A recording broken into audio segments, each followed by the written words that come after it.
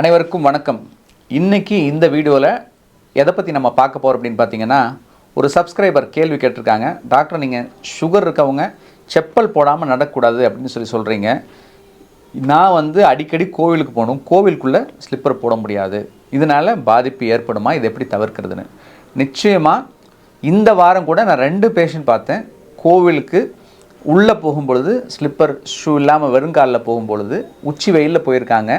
அந்த சூடு உணர்ச்சி தெரியாமல் போய் அவங்களுக்கு காலில் கொப்பளம் மாதிரி அவங்க வைத்தியத்துக்கு வந்துடும். ஆல்ரெடி அவங்களுக்கு விரல் எடுத்து சிகிச்சை கொடுத்துருக்கோம் நம்ம. அதனால் பயந்துட்டு உடனே வந்தாங்க.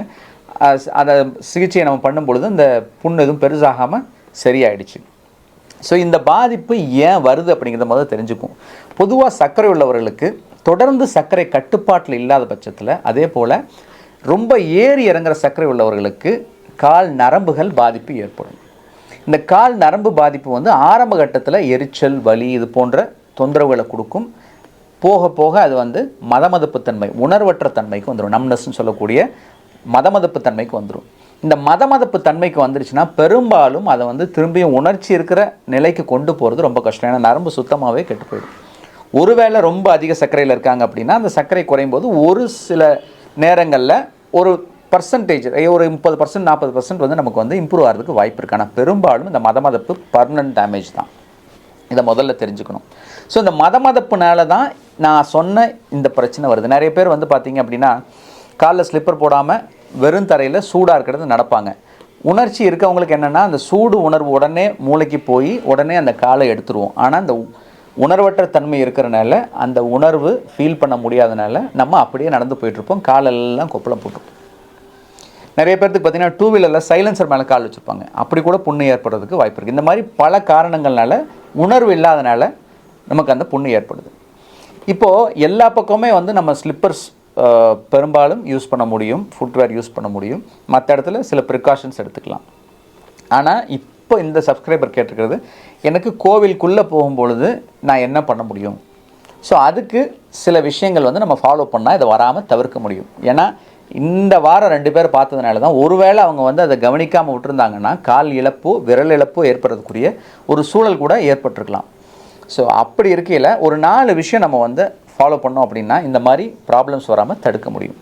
அந்த 4 விஷயம் என்னென்னு கேட்டிங்கன்னா, முதல்ல டே டைம் உச்சி வெயிலில் கோவிலுக்கு போகிறத அவாய்ட் பண்ணிக்கோங்க. உள்ளே ரொம்ப நடக்க வேண்டிய ஒரு சூழல் இருந்ததுன்னா, நிழலில் போயிட்டு வர மாதிரி இருந்தால் பிரச்சனை இல்லை. ஸோ உச்சி வெயிலில் போகிறத அவாய்ட் பண்ணிக்கலாம். முடிஞ்ச அளவுக்கு காலை நேரமோ இல்லை சாயங்கால நேரமோ, ஈவினிங் டைம்லையோ நீங்கள் போகலாம். அந்த டைமில் வெயில் அதிகமாக இருக்காது. 2வது விஷயம் நீங்கள் ஃபாலோ பண்ண வேண்டியதுன்னா, அப்படி நீங்கள் போயிட்டீங்க அப்படின்னா என்ன பண்ணலான்னா, முதல்ல நார்மலாக உணர்ச்சி இருக்கவங்கள, உங்கள் ஃபேமிலியில் இருக்க யாருக்கோ ஒய்ஃபோ குழந்தைங்களோ யாரோ ஒருத்தரை கூட கூட்டிகிட்டு போங்க. அப்போ என்ன ஆகும்னா, அவங்களுக்கு அந்த உணர்வு தெரிகிறதுனால உங்களுக்கு இன்டிமேட் பண்ணுறதுக்குரிய வாய்ப்பு இருக்குது. ஸோ மற்றவங்களுக்கு இல்லைனா நீங்கள் பார்க்கும்பொழுது எல்லாரும் நடந்து போயிட்டு இருந்தாங்க அப்படின்னா ஓரளவுக்கு சூடு தாங்கிக்கிற அளவுக்கு இருக்குது அப்படின்னு அர்த்தம். அதை விட ஜாஸ்தியாக இருக்குது அப்படின்னா நிச்சயமாக நம்ம அவாய்ட் பண்ணணும். இது 2வது விஷயம். 3வது விஷயம் இப்போ நிறைய கோவிலில் பார்த்தீங்கன்னா உங்களுக்கு இந்த ரிஃப்ளெக்டர் பெயிண்ட் அடிக்க ஆரம்பிச்சிட்டாங்க, ஒயிட் பெயிண்ட்டு. அதில் நடந்தீங்கன்னா உங்களுக்கு சூடு தெரியாது. இல்லைன்னா மேட் போட்டிருக்காங்க, இல்லைனா தண்ணி ஊற்றிருப்பாங்க, இல்லைனா ஷேட்ஸ் இருக்கும் சுற்றி. நமக்கு மரமோ இல்லை மண்டபமோ இருக்கும். அதை சுற்றி நேராக போனால் ஷார்ட்டாக இருக்குதுன்னு சொல்லிட்டு வெயிலில் தயவு செஞ்சு போகாதீங்க. சுற்றி எங்கெங்கே நிழல் இருக்கோ அது பார்த்துட்டு போங்க. யார் ஹெல்ப்பும் இல்லைன்னா, வேறு வழி இல்லைன்னா. இது அவாய்ட் பண்ண முடியும். இது எல்லாமே நம்ம பண்ண முடியல, எனக்கு வேறு ஏதாவது ஒரு ஆப்ஷன் கொடுங்க, காலில் நான் எதாவது போட்டுக்க முடியுமா அப்படின்னு கேட்டிங்கன்னா, பொதுவாக ஸ்லிப்பர்ஸ் நம்ம யூஸ் பண்ண முடியாது. அப்போது அடுத்த ஆப்ஷன் என்ன, சாக்ஸ் யூஸ் பண்ணலாம். ஆனால் நிறைய பேர் யூஸ் பண்ணுற சாக்ஸ் என்னென்னா, சாதா சாக்ஸ் யூஸ் பண்ணுறாங்க. நம்ம நார்மலாக யூஸ் பண்ணுற சாக்ஸ் யூஸ் பண்ணுறாங்க. அது கண்டிப்பாக நீங்கள் அந்த கோவிலில் ரொம்ப நேரம் நடக்கும்பொழுதோ இல்லை கிரிவலம் மாதிரி போகும்போதோ ரொம்ப தொலைவாக போகும்பொழுது அது தேஞ்சு திரும்பி கீழே புண்ணாகி அதுவும் உங்களுக்கு புண்ணு ஏற்படுத்துறதுக்குரிய வாய்ப்பு இருக்குது. அப்போது அவங்களுக்கு நான் என்னோடய பேஷண்ட்ஸ் சஜஸ்ட் பண்ணுறது இந்த மாதிரி ஒரு சாக்ஸ் நான் சோர்ஸ் பண்ணி வாங்கி வச்சுருக்கேன். இது டெம்பிள் சாக்ஸ் அப்படின்னு சொல்லிட்டு கீழே பார்த்தீங்கன்னா ஹார்டாக இருக்கும். இது ஆன்லைனில் கூட உங்களுக்கு நீங்கள் சர்ச் பண்ணிங்கன்னா கிடைக்கும். இது பார்த்தீங்கன்னா உள்ளே ஒரு லேயர், அதாவது நம்ம ஷூவில் வைக்கிற இன்சோலோட ஒரு லேயரை துணியில் தைச்சு அதை உள்ளார வச்சுருக்காங்க. இது ஸ்பெசிஃபிக்காக டெம்பிள் சாக்ஸ்ன்னு கோவிலுக்குன்னே வச்சுருக்காங்க. ஏன்னா இதுதான் மெயின் சந்தேகம் உங்களுக்கு, இந்த மாதிரி ஏதாவது ஆப்ஷன் இருக்கான்னு. நிச்சயமாக இந்த மாதிரி ஆப்ஷன் இருக்குது. இதை யூஸ் பண்ணிங்க அப்படின்னா உள்ளே நடக்கும் பொழுது நமக்கு எந்த சூடாக இருந்தாலும் இதை வந்து மேனேஜ் பண்ணிக்கும். அதே போல் நமக்கு கோவிலில் வந்து இந்த தேங்காய் சில்லு கிடக்கிறது, சின்ன சின்ன கல் கிடக்கிறது, இதெல்லாம் வந்து காலை வந்து குத்துறதையும் தவிர்க்க முடியும், புண்ணு ஏற்படுறதை தவிர்க்க முடியும்.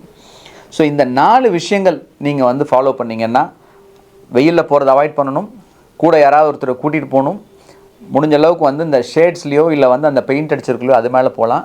4வது வந்து டெம்பிள் சாக்ஸ் யூஸ் பண்ணிங்க அப்படின்னா நிச்சயமாக நீங்கள் பகல் நேரத்தில் கோவிலுக்கு போனால் கூட ப்ராப்ளம் ஏற்படாது.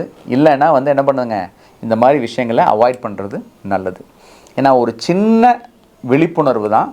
இந்த செய்தியை நம்ம தெரிஞ்சுக்கிட்டோம் அப்படின்னா பெரிய பாதிப்புகளை தவிர்க்க முடியும். ஏன்னா இன்றைக்கி சர்க்கரை உள்ளவர்களுக்கு கால் புண் ஏற்பட்டு பாதிப்படைகிறது கிட்டத்தட்ட 30லேருந்து 40% பேர்த்துக்கு இருக்குது. அதில் கிட்டத்தட்ட 20-25% பேர்த்துக்கு கால் இழப்பு, ஆம்புடேஷன் சொல்லக்கூடிய விரல் இழப்போ கால் இழப்போ ஏற்படுறதுக்குரிய வாய்ப்புகள் இருக்குது இன்றைக்கி டேட்டா படி. ஆனால் இதை வந்து முழுமையாக தவிர்க்க முடியும். விழிப்புணர்வு இல்லாத காரணத்தினால தான் இந்த பாதிப்புகள் ஏற்படுது. இந்த விழிப்புணர்வு ஏற்படுத்தணும் அப்படின்னா நிச்சயமாக 90% இந்த விரல் இழப்போ கால் இழப்போ ஏற்படுறதை நிச்சயமாக தவிர்க்க முடியும். அப்படி ஒரு விழிப்புணர்வு பதிவு தான் இது. ஸோ உங்களுக்கு பயனுள்ளதாக இருக்கும்னு நினச்சிங்க, மற்றவங்களுக்கும் யூஸ் பண்ண முடியும்னு நினச்சிங்கன்னா மற்றவங்களுக்கும் ஷேர் பண்ணுங்கள். இன்னும் சேனலை சப்ஸ்கிரைப் பண்ணாதவங்க சப்ஸ்கிரைப் பண்ணுங்கள். மீண்டும் ஒரு ஆரோக்கிய தகவலோடு அடுத்த வாரம் சந்திப்போம். நன்றி, வணக்கம்.